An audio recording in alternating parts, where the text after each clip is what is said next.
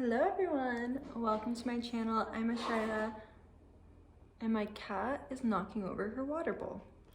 So sorry if you hear noises. I'm gonna make sure she doesn't do that again. And we're back. So I really want to make this video today on cleansing our energy and cleansing our space and how important it is. Really, it's very important. I do it every day right now. I'm doing it. But at least once a week you want to be doing this.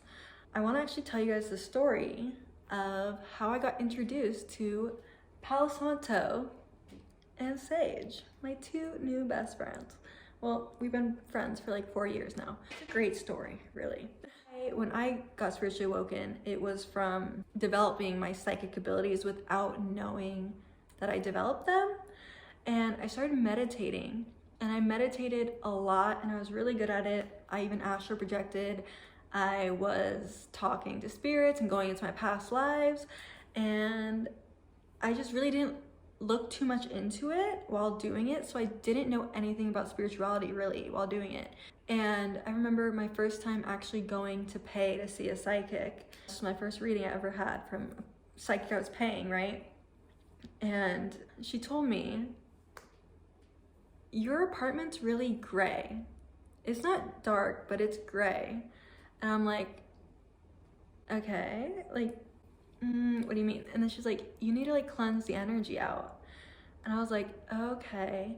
And you know, it's really funny because that time that she told me that, I had shadow men in my apartment, and I was so spiritually evolved without even knowing what anything was going really on. I didn't know much about spirituality. I didn't even know I was psychic at the time. I didn't know I was astral projecting at the time.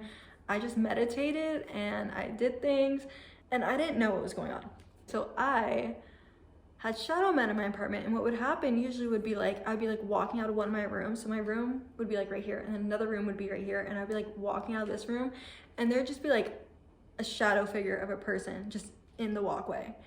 And I would just walk right by it because I was so in tune spiritually.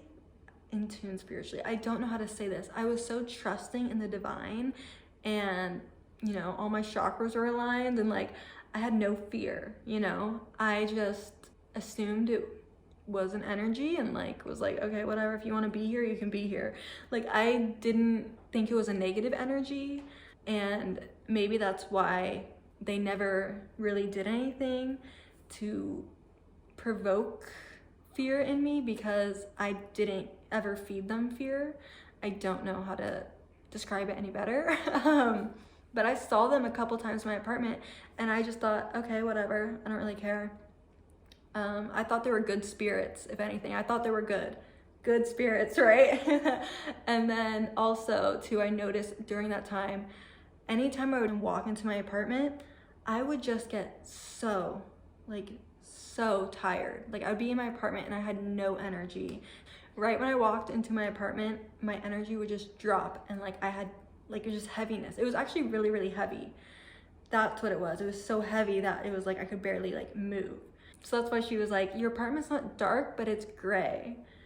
And I was like, oh yeah. And then she was like, yeah, and you have like shadow men in there. And I was like, oh yeah, I do. So that's how I got introduced to these guys. Is she's like, they're saying you need a Sage and Palo Santo every day. So then of course I bought Sage and Palo Santo, and I Sage and Palo Santo every day for like 4 months in my apartment. And I turned back to doing it just once a week in my apartment, and now I'm going way more on my spiritual path. So now I'm just kind of incorporating it every day into my routine. But I want to show you guys. I want to introduce you guys, if you guys haven't learned already, about Palo Santo and Sage. So Sage is just like a dry sage. It's like a plant that's dried. And then Palo Santo is actually a sacred wood. I'm gonna kind of go over what's going on with these guys, because there's some things on the market you guys should know about. So Sage, this used to be the go-to. I actually really think so. In spirituality, it would really be like the go-to. People would use Sage. And that's fine if you can harvest it organically, but a lot of times now they're putting pesticides on sage. So even when you do use it, you don't feel like, sometimes I use it and I don't feel the energy is clean. Is that the smoke, the energy of the smoke and the smell doesn't give me that clean, clearing of negative energy feeling. And I actually was talking to another witch and she was like, yeah, I don't resonate with sage anymore because usually it's like too pesticide-y or something, because it doesn't resonate with me. It doesn't clear the way I need it to clear anymore. And I actually have stopped using sage as well. And also, I like the smell of Palo Santo better than the smell of sage. Sorry, but I do. So I need to talk about Palo Santo. What's going on with Palo Santo nowadays? Right next to this one, in my little bowl, I have a fake Palo Santo. They're selling fake Palo Santo nowadays because it is a sacred wood. Palo Santo is only Palo Santo if it's Palo Santo. Okay, I don't know. So they usually take a different type of wood and then they'll put like oil, Palo Santo oil, or like a scent that kind of smells Palo Santo-y on the wood. And then you usually can't tell that you're not using Palo Santo until you burned it.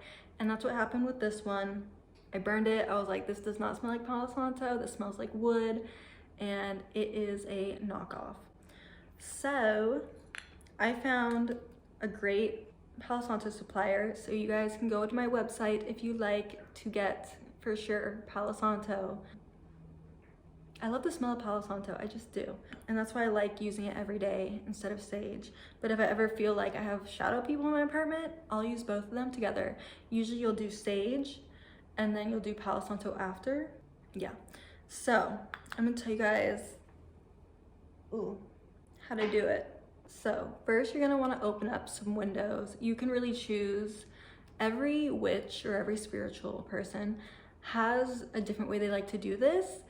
I am in a studio apartment right now, so I just open up 2 windows. I know that when I was in a 2-bedroom apartment, I just opened up all the windows. So yeah, any windows you wanna do, it's your thing. And then what you're gonna do is you're gonna take your cleansing stick and you're going to light it.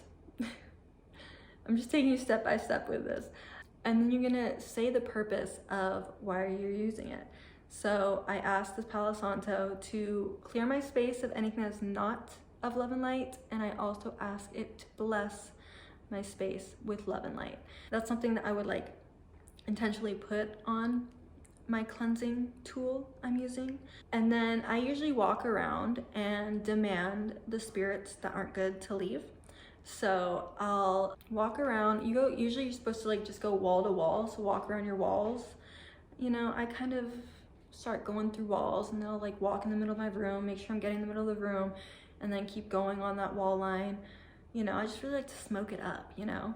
While I'm doing that, I say, any energies that are not here for my highest good must leave now. Through the windows, I'm claiming the space as my own. And that's all I say. And then if I'm using Palo Santo is blessings. Since it's a sacred wood, you can bless with this wood. You cannot bless with sage. I mean, you could put a blessing on your house. You can do a blessing anytime you want, but I don't usually refer to sage as blessing, but every spiritual person is different. So they might connect to blessings with sage more. I never learned to bless with sage. Maybe that's why I don't do it. So every spiritual person is different. Listen to your intuition, meditate, connect with your guides, see what they want you to do. And yeah, so usually after I'm done saging everywhere, getting all the smoke everywhere. Oh, also, before you start actually like going around, you might want to just do yourself first off, to sage off, cleanse yourself. And then after you do your whole home, you're gonna go to the window and then you're just gonna like say, any and all energy that's not here for my highest good must leave now through this window. And then you kind of just like tell them to get the F out by using your arm. you know? Get out, goodbye. And that's it. And then usually I leave my windows open for like 30 minutes after, just to make sure all of the energy has gone. They found their way to the window after bumping into some walls. I don't know. But I just keep them open for 30 minutes.